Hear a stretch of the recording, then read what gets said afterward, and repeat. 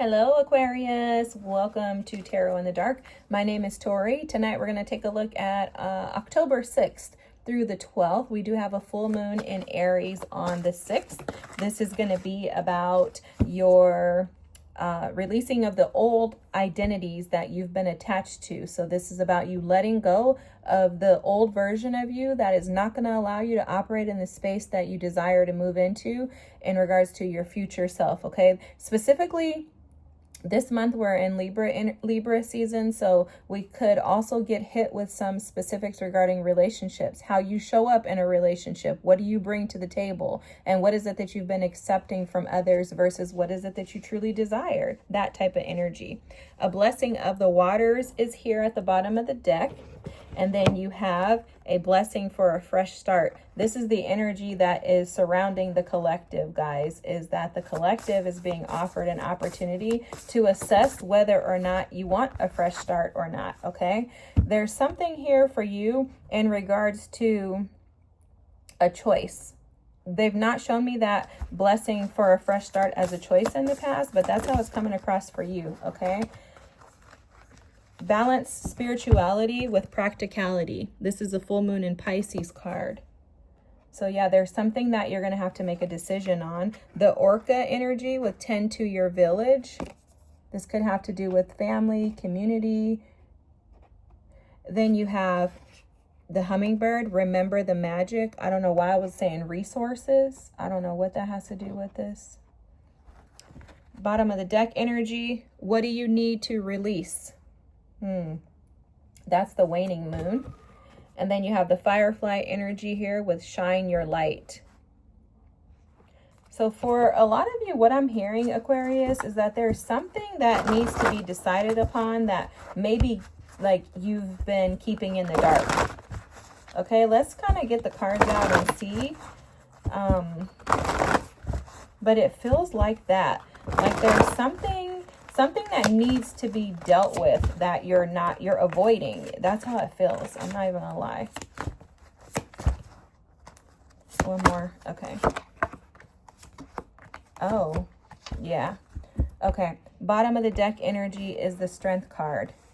Definitely something that you are in conflict about, that you are absolutely avoiding, and it probably has to do with your heart space, and it's regarding conflict that you have with others and how to move forward. Okay, so you have the Strength card here. This is going to require that you have courage. There's some type of courage, there's some type of taming of... Okay, this is just the way that it's being shown to me. The Five of Wands is at the center of your reading. There's something that you have been in conflict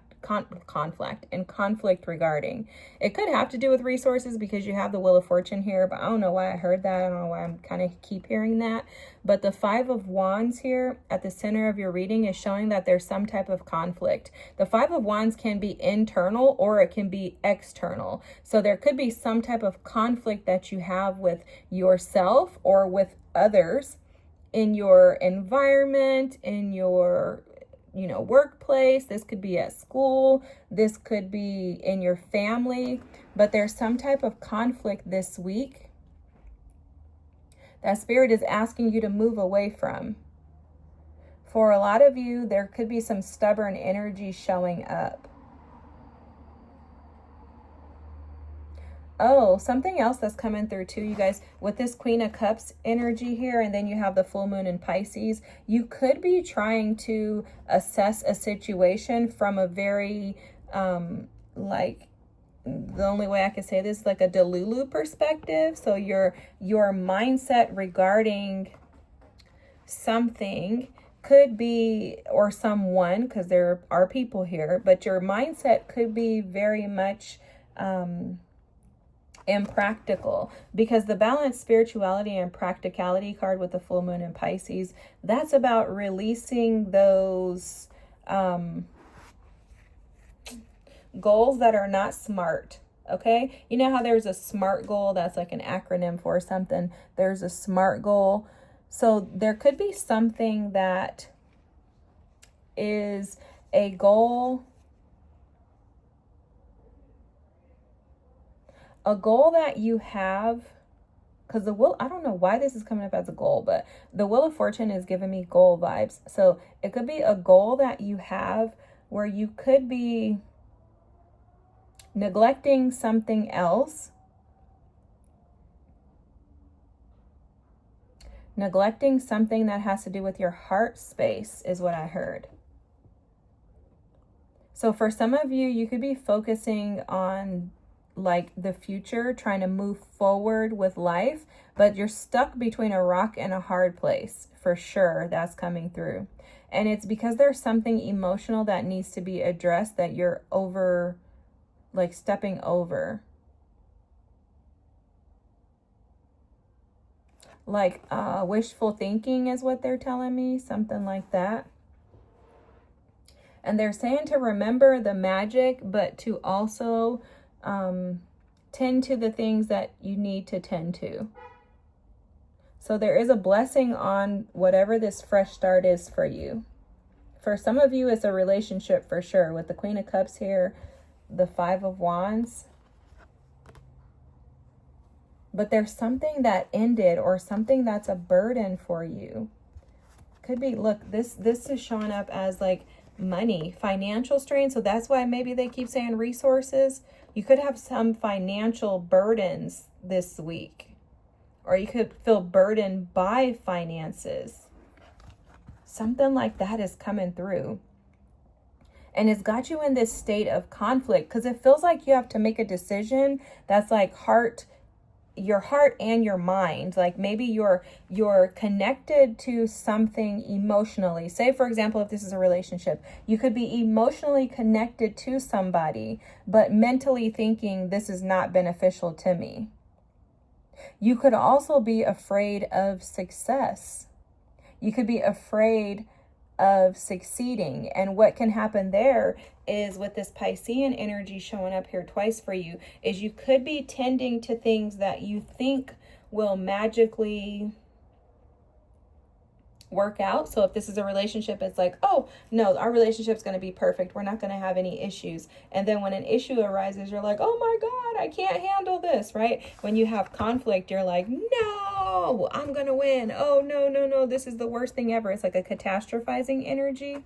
So whatever this situation is, which, because this is a collective reading, I don't want to be too specific, but whatever this situation is, you feel stuck between a rock and a hard place in regards to whether or not you should chase what it is that you truly desire that's connected to your heart, or whether or not you should release it, and it's due to some conflict that you're currently experiencing this week.